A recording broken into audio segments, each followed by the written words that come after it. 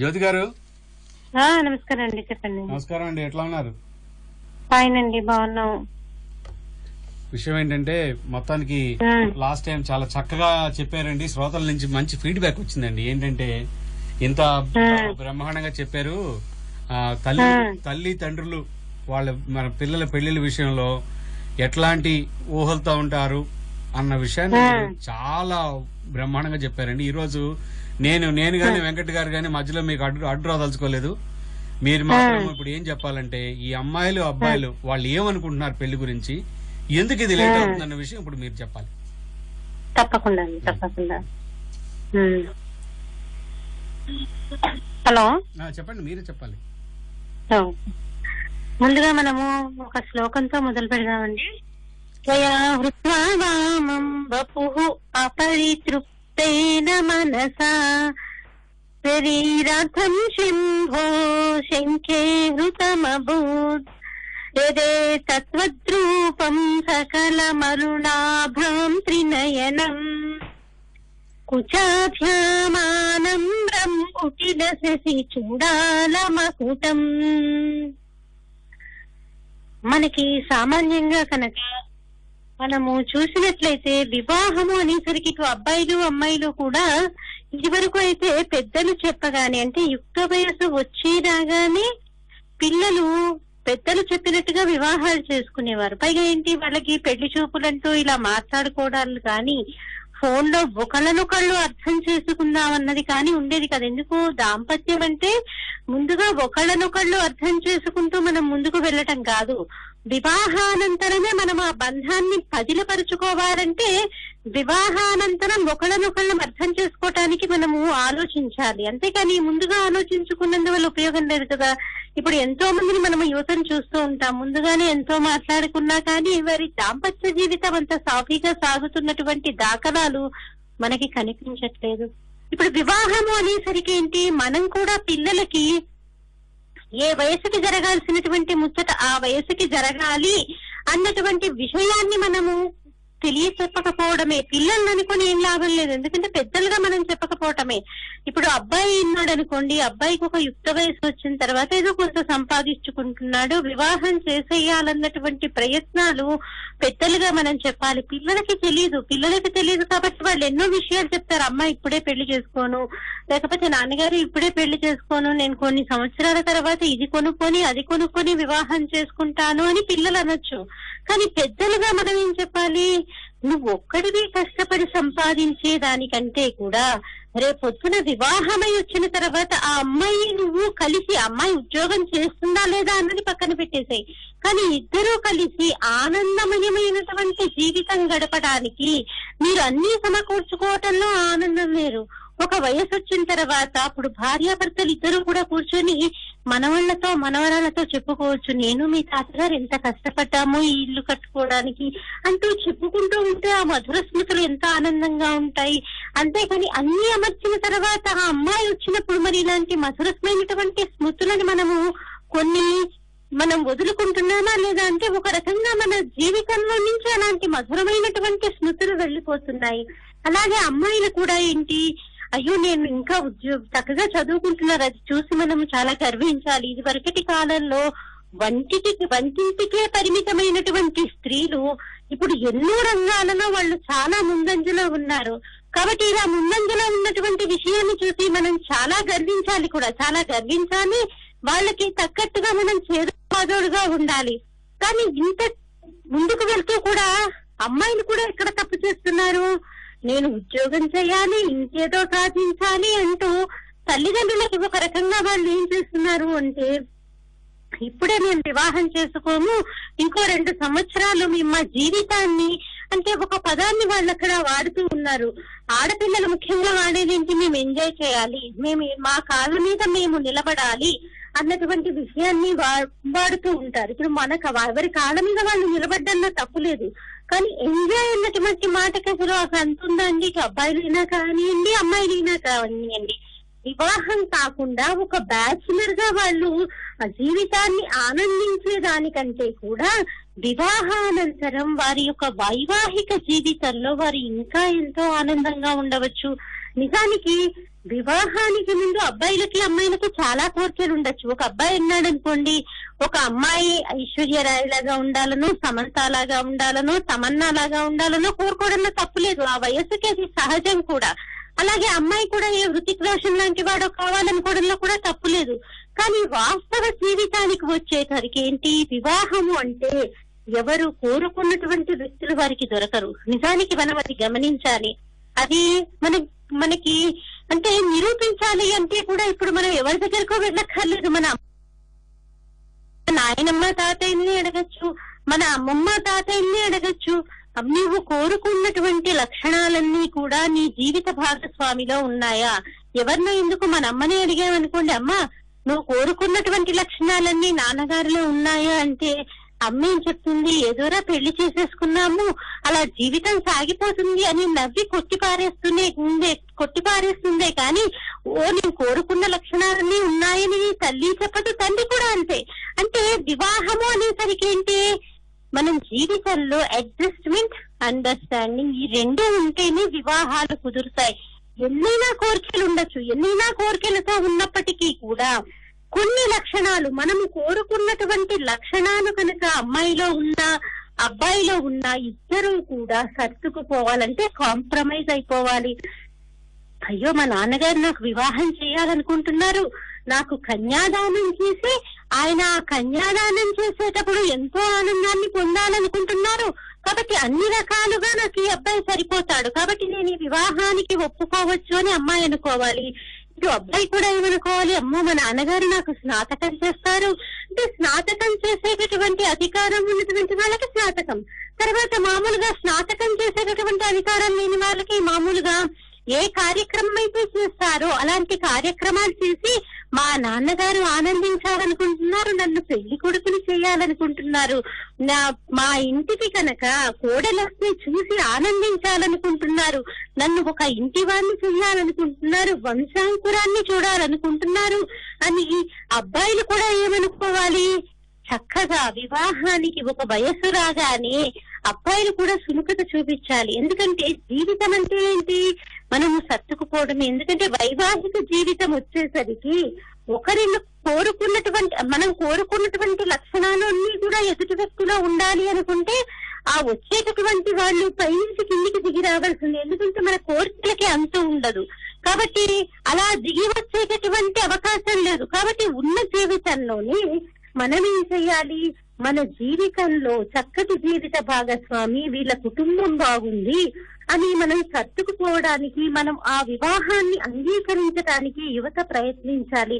కాబట్టి యువత కూడా ఏంటి, ఒక వయసు రాగానే నాకు సరైనటువంటి జోడీని నేను నిర్ణయించుకుంటాను, ఈ వయసులో అయితే మేమిద్దరం కూడా చక్కగా సర్దుకుపోగలుగుతాము, దాంపత్య జీవితం ఇంకా 10 కాలాల పాటు చాలా పటిష్టంగా నెలకొంటుంది. ఎందుకు, చిన్న వయసులో అనుకోండి, పూర్తిగా పరిణతి చెందని వయసులో తొందరగా సర్దుకుపోయేటటువంటి తత్వం ఉంటుంది. అది పరిపక్వానికి వచ్చిన తర్వాత కొంత మనసు మొరాయిస్తుంది మనం చెప్పేటటువంటి విషయం వినడానికి. కాబట్టి మనము పిల్లలకి ఈ విషయాన్ని తెలియచేస్తూ ఉండాలి. అంతటి దశరథ మహారాజు గారే చూడండి, రామచంద్రమూర్తికి యుక్త వయసు వచ్చి రాగానే, అంటే విశ్వామిత్రుల వారు యాగ సంరక్షణార్థం వారిని తీసుకెళ్ళడానికి ముందు ఏం చేశాడు, సభని సమావేశపరిచి నేను రామచంద్రమూర్తికి పట్టాభిషేకం చేద్దామనుకుంటున్నాను అంటే, పట్టాభిషేకం చేయడం అంటే యువరాజుగా చేయటం అంటే అప్పుడు వివాహం కూడా అయి ఉంటే ఇంకా బాగుంటుంది. కాబట్టి నా కుమారులకి తగినటువంటి అమ్మాయిలను చూడండి, మనకి సరైనటువంటి వారు ఎవరున్నారు అంటూ మరి దశరథ మహారాజు గారు కూడా యుక్త వయసు వచ్చి రాగానే మొదలు పెట్టారా లేదా? అయ్యో మీరేంటండి, అది ఎప్పుడో జరిగినటువంటిది త్రేతాయుగంలో, ఇప్పుడు మనం కలియుగంలో ఉన్నామంటారేమో, కానీ అసలు రామాయణం ఎందుకు వచ్చింది, మనిషి యొక్క మనుగడ ఎలా ఉండాలో తెలియజేయడానికి మనకి రామాయణం వచ్చింది. కాబట్టి రామాయణంలో ఉన్నటువంటి ప్రతి పాత్రని కూడా మనము, ప్రతి విషయాన్ని కూడా ఉదాహరణగా చెప్పుకోవడానికి ఎందుకు, మన జీవితాన్ని సరిదిద్దుకోవడం కోసం. మరి అంత యుక్త వయసు వచ్చి రాగానే దశరథ మహారాజు గారు ప్రయత్నించారు. అంటే ఏంటి, అసలు ప్రయత్నం అన్నది ఎక్కడి నుంచి ఉండాలి? మనం ఇప్పుడంటే ఆడపిల్ల వైపు నుంచి ప్రయత్నం చేస్తున్నాం, కానీ ప్రయత్నం ఎక్కడి నుంచి ఉండాలి అని మనకి శాస్త్రం చెప్తుంది, అబ్బాయి వైపు నుంచి ఉండాలి. ఎందుకు, అబ్బాయి వైపు నుంచి ఎందుకు ఉండాలంటే అమ్మాయి వచ్చి మన ఇంట్లో ఉంటుంది, మన ఇంటి పేరుని స్వీకరిస్తుంది, మన గోత్రాన్ని స్వీకరిస్తుంది. కాబట్టి ఆ అమ్మాయి వచ్చినటువంటి అమ్మాయి వల్ల మన వంశం యొక్క పేరు ప్రతిష్టలు ఇంకా పెరుగుతాయి. కాబట్టి అలా ఎంచుకోవలసినటువంటి బాధ్యత ఎవరిది? అబ్బాయి యొక్క తండ్రిది. అందుకనే దశరథ మహారాజు గారు ముందుగా ఈ నిర్ణయాన్ని చెప్పగానే ఇలా వాళ్ళు దీని గురించి ఆలోచిస్తూ ఉండగానే విశ్వామిత్రుల వారు వచ్చి యాగ సంరక్షణార్థం రామలక్ష్మణుని తీసుకెళ్తారంటే ఒక రకంగా ఆయన తీసుకెళ్ళింది వివాహానికి అనుకోండి. అంటే ఏంటి, ఒక యుక్త వయసు రాగానే తల్లి తండ్రి ఇద్దరూ కూడా ఇటు అబ్బాయికైనా అమ్మాయికైనా మనము వివాహము చేసేటటువంటి ఆలోచనని మనం ఆలోచించటమే కాకుండా పిల్లలకు కూడా తెలియచేస్తూ ఉండాలి. ఇలా పిల్లలకు కూడా తెలియచేస్తూ ఏంటి, అరే మా ఇంట్లో కూడా వివాహ ప్రయత్నాలు చేస్తున్నారు కాబట్టి మనం కూడా వివాహం చేసుకుంటే ఎలా ఉంటుంది అన్నటువంటి ఒక పక్క ఆలోచన వస్తుంది. అలాగే పరిస్థితుల ప్రభావం చేత మనసు ఎక్కడైనా తప్పటడుగు వేసేటటువంటి పరిస్థితి వచ్చినప్పటికీ కూడా అయ్యో మా ఇంట్లో నాకు వివాహం చేయాలనుకుంటున్నారు, మా నాన్నగారికి ఎన్నో రకాల ఆలోచనలు ఉన్నాయి, నా వివాహం విషయంలో అబ్బాయి ఉండొచ్చు అమ్మాయి ఉండొచ్చు, ఎన్నో రకాలైనటువంటి ఆలోచనలు ఉన్నాయి, అమ్మో నేను ఇలాంటి తప్పు చెయ్యకూడదు అన్నటువంటి భావన యువతలో కూడా ఏంటి, పిల్లల్లో కూడా ఏంటి మధ్యలో తగులుతూ ఉంటుంది. అందుకని మనం కూడా ఏంటి యుక్త వయసు వచ్చినప్పటి నుంచి కూడా పిల్లలకి తెలియజేస్తూ ఉండాలి. అలా చిన్నతనంలో వివాహం చేసుకోవడం వల్ల వచ్చేటటువంటి ఉన్నటువంటి చక్కటి ఫలితాలను కూడా మనం తెలియజేయాలి. అంటే చిన్నతనం అనగానే మనం ఏమో ఇప్పుడు బాల్య వివాహాలు చేసేయట్లేదండి. అమ్మాయిలకైతే డిగ్రీ లేకపోతే ఇంజనీరింగ్ పూర్తయిపోగానే, అదే అబ్బాయిలు అనుకోండి ఏదైనా ఉద్యోగం వచ్చి 1 సంవత్సరం అవగానే వివాహాలు చేసుకుంటే వారికి అది సరైనటువంటి వయసు కాబట్టి చక్కగా వారి దాంపత్య జీవితము ఆనందదాయకంగా ఉంటుంది. కాబట్టి మొదటి ప్రయత్నం ఎక్కడి నుంచి మొదలు పెట్టాలి? అబ్బాయి యొక్క తండ్రి అమ్మాయిని వెతకటం దగ్గర నుంచి కనుక మనము ప్రయత్నాలు మొదలు పెడితే నిజానికి వివాహాలు చాలా త్వరగా అవుతాయండి. అంటే ఇప్పుడు అమ్మాయి తల్లిదండ్రులు మొదలు పెడుతున్నారు కదా అండి అని ప్రశ్నించవచ్చు. ఎవరం మొదలు పెట్టినప్పటికీ కూడా మనం కోరుకునేది ఏంటి, వారిద్దరూ ఆనందంగా ఉండాలని కోరుకుంటాం. కాబట్టి ప్రయత్నం ఎవరు మొదలు పెట్టారు అన్నది కాదు, మనం ఎంతవరకు మన పిల్లలకి సరైనటువంటి వయసులో సరైనటువంటి జోడీని చూడగలుగుతున్నాము అన్నదే ఇక్కడ పెద్ద ప్రశ్న. కాబట్టి ప్రతి తల్లి తండ్రి కూడా ఏం ఆలోచించాలి, వారి పిల్లలకి చక్కటి వయసులోనే వివాహం చేయడానికి వాళ్ళు కనుక కృతనిశ్చయులై ఉంటే తప్పకుండా ఎవరో కొంతమంది తప్పితే పిల్లలందరూ కూడా మన మాట వింటారండి. ఎందుకు, మనం చిన్నతనం నుంచి మనం వాళ్ళకి చెప్తూ ఉన్నాం, మొక్కై వందని మానే వంగుతుందా అని మనకి ఒక సామెత ఉండనే ఉంది. కాబట్టి చిన్ననాటి నుంచి మన సనాతన సంస్కృతి గురించి మనం వారికి తెలియజేస్తున్నాం, రామాయణాది కావ్యాల గురించి తెలియజేస్తున్నాం. కాబట్టి తప్పకుండా మన ధర్మం పట్ల వారికి అవగాహన ఉంది. కాబట్టి అయ్యో మా వాళ్ళందరూ కూడా ఈ సనాతన ధర్మాన్ని నమ్ముకునేటటువంటి వాళ్ళు కాబట్టి మేము తప్పకుండా మనం పెద్దల మాట వినాలి, వాళ్ళు చెప్పినటువంటి వాటలోనే మనకి బంగారు భవిష్యత్తు ఉంది అని పిల్లలు కూడా ఏం చేస్తారు, మనల్ని అనుసరించేటటువంటి ప్రయత్నం చేస్తారండి. అలాగే ఇప్పుడు అమ్మాయిలు కూడా అంటే ఎన్ని కోరికలు ఉన్నప్పటికీ కూడా అమ్మాయిలు కూడా కొన్ని విషయాల్లో కూడా సర్దుకుపోగలిగితే కనుక ఇంకా త్వరగా వివాహాలు కుదురుతాయండి. కాబట్టి ఈ విషయాన్ని తెలుసుకొని మనం ముందుకు వెళ్తే బాగుంటుంది. ఇప్పుడు ఒక ప్రాబ్లం ఉందండి, ఏంటంటే ప్రాబ్లం చెప్తానండి. మీరు అన్నారు చూడండి ఇందాకడ, చాలా మంచి మాట చెప్పారు, అబ్బాయి వాళ్ళు వెళ్ళి అమ్మాయిని చూడాలన్న సంగతి. నేను చూశాను, అది మీరు చెప్పిన మాట కరెక్టే. మాకు కృష్ణా గోదావరి జిల్లాల్లోనూ, కృష్ణా గుంటూరు, తూర్పు గోదావరి వెస్ట్ కూడా ఇట్లా జనరల్ గా అబ్బాయిని దగ్గర నుంచి అమ్మాయిలు ఎతకడం మొదలెడతారు. అది నేను చూశాను 20-25 years బ్యాక్. ఈ మధ్య మన ఒక ఆయనతో మాట్లాడుతుంటే ఆయన అన్నారు, ఏంటంటే ఆయన స్వాగతంలో చెప్పింది ఏంటంటే, ఒక అమ్మాయి తండ్రి అబ్బాయి తండ్రికి ఫోన్ చేశారనుకుందామండి.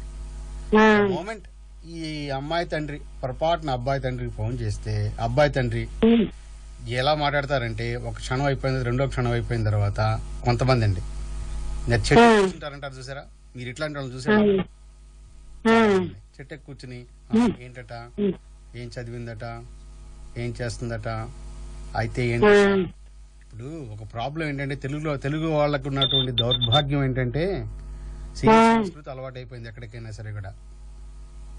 సినిమా కల్చర్ బాగా వచ్చేసింది ఈ తమిళియన్స్ ఇట్లా మాట్లాడడం. రెండోది ఏంటంటే అమ్మాయిలు కూడా కొంచెము ఎందుకు ఫీల్ అవుతున్నారంటే గబుక్కును ఒప్పుకోకుండా ఉండడానికి దీనికి ఒక మాట చెప్తాను మీకు. మా గురువు గారు అన్నారు, బాబు గారు ఈ రోజుల్లో మగవాడు ఎక్కడున్నాడండి అన్నారు. ఆయన గతుక్కుమన్నాను, నేను చెప్పాను 20 ఏళ్ళు అయింది. ఏంటంటే మీ అందరం కాదా అన్నా. ఎవరు కాదయా మగవాళ్ళు అన్నారు. మగవాడు అంతరించిపోయి 30-35 ఏళ్ళు అయిపోయింది.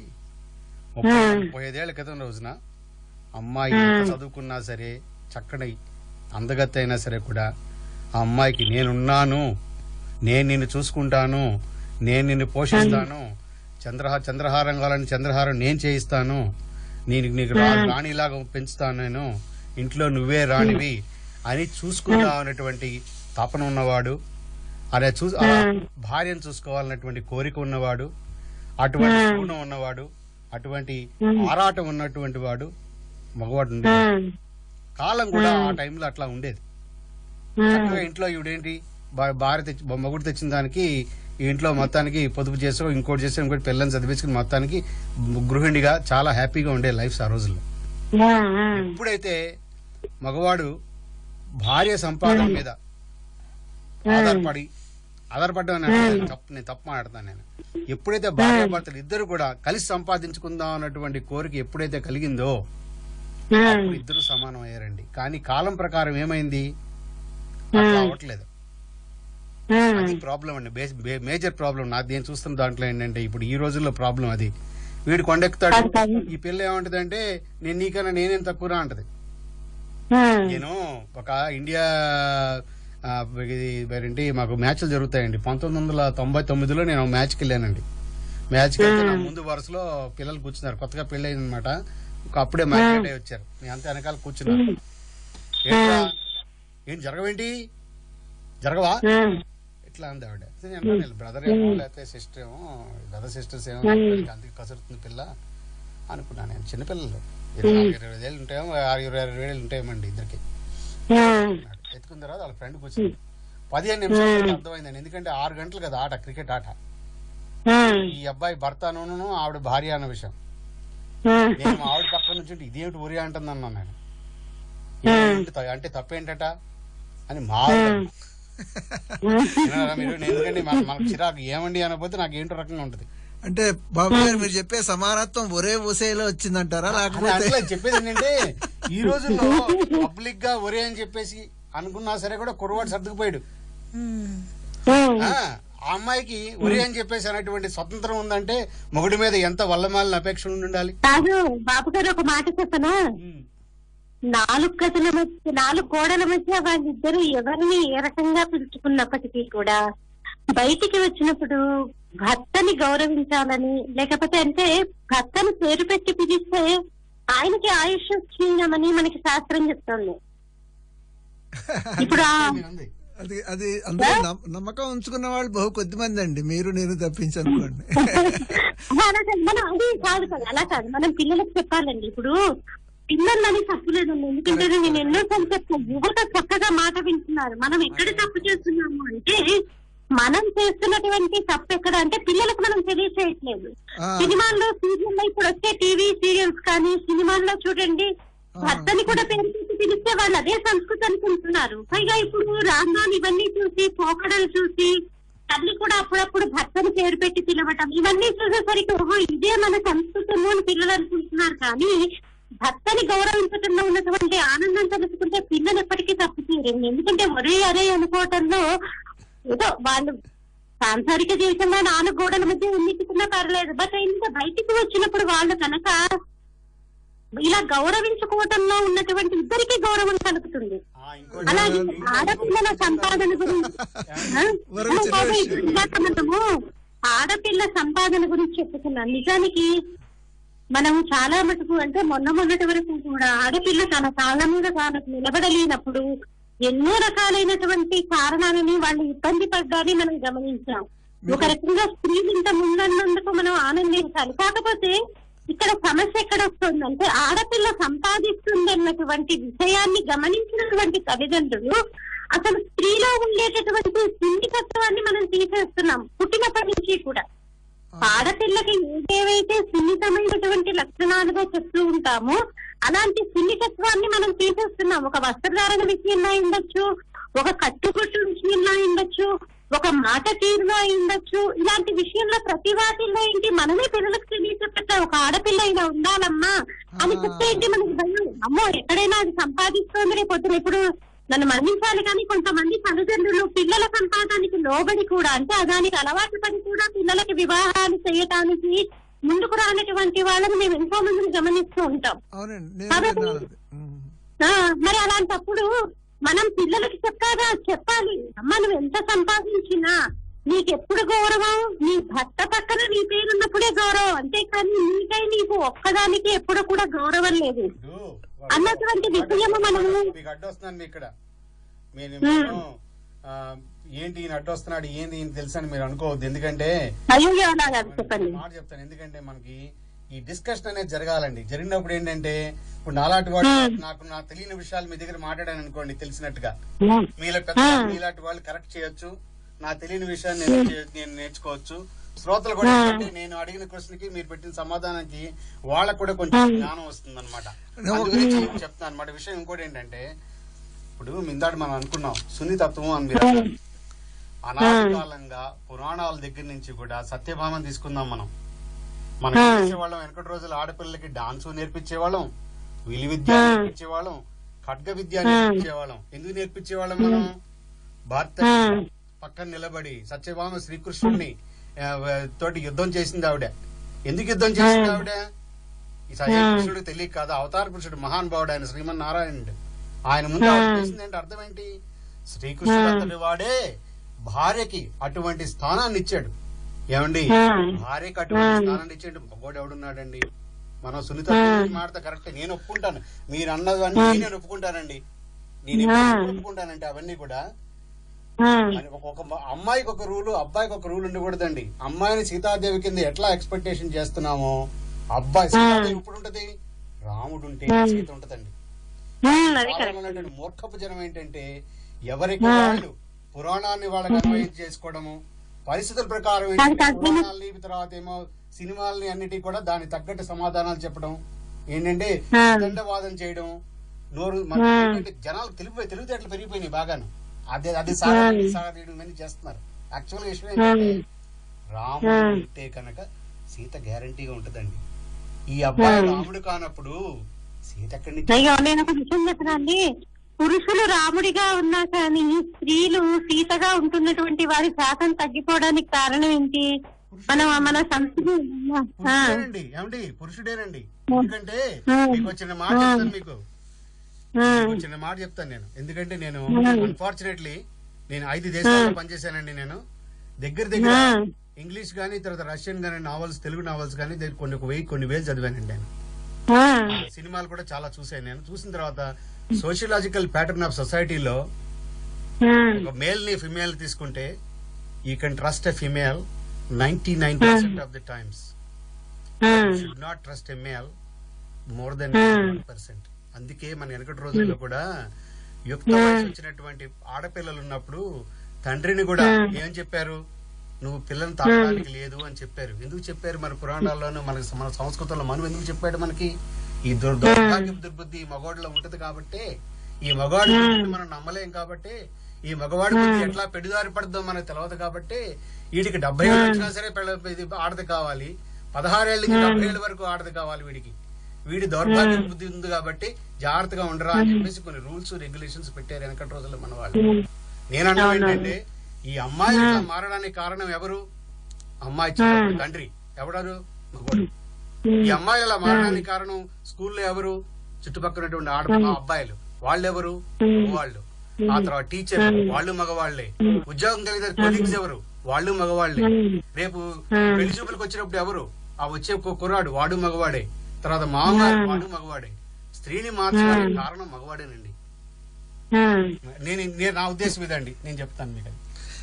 తర్వాత అండి చిన్న విరామం మీకు. ఇప్పటికి 20 పాట వేసిన తర్వాత 10 నిమిషాలు మాడదా అంటే ఓకే లైన్ లో ఉండండి. ఓకే.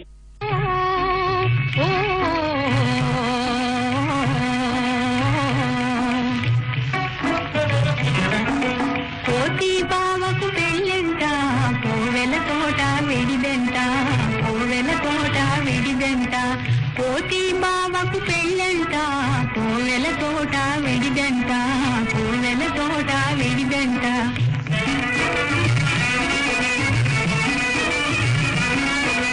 మళ్ళీ మాలతి వస్తారా, మాలికలన్నీ తెస్తారా.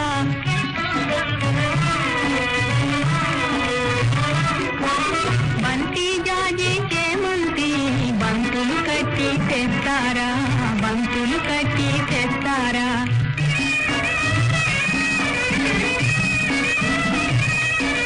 పెళ్లికి మీరు వస్తారా, పేరంటానికి వస్తారా.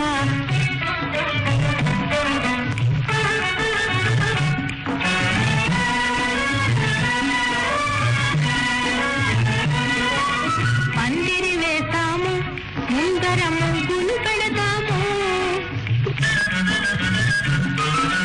పందిరి కింద పెళ్లి వారికి విందులు చేస్తాము, మంచి విందులు చేస్తాము.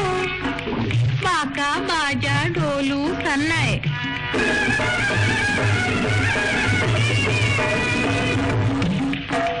బాకా బాజా డోలు సన్నాయి, బాకా బాజా డోలు సన్నాయి. మేళాలెడతారు, తప్పెట తాళాలెడతారు, తప్పెట తాళాలెడతారు.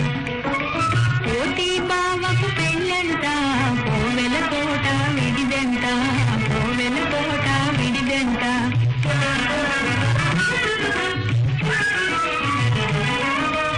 అందాల మా బావగారికి గంధాలు పూసి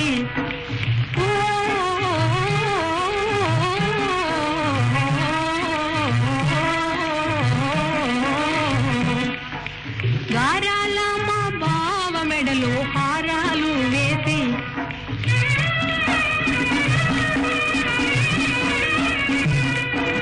కుళ్ళా ఎడతాము, పుత్తుల తురాయి పెడతాము. హారాలేసి గంధం పూసి కుళ్ళాయేసి తురాయి పెడతాము, పుత్తుల తురాయి పెడతాము. ఓ పల్లకి ఎక్కి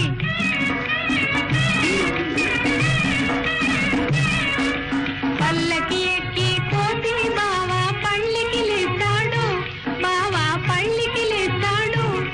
మా కోతి బావ పళ్ళకి లేస్తాడు. కోతి బావకు పెళ్ళంట, కోవెల తోట విడిదంట, కోవెల తోట విడిదంట.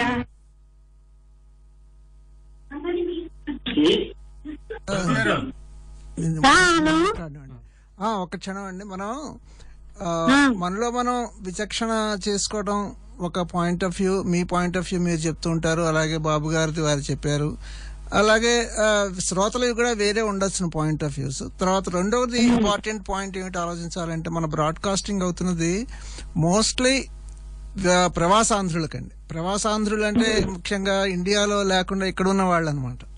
సో వీళ్ళ ఒకసారి బయటకు వచ్చి సొసైటీలో మోడర్న్ ఏజ్ లో మన బ్రైడ్ అండ్ గ్రూమ్ ఏ విధంగా ఆలోచిస్తారో ఒకళ్ళనొకళ్ళు అర్థం చేసుకోవడానికి ప్రయత్నం చేస్తారు.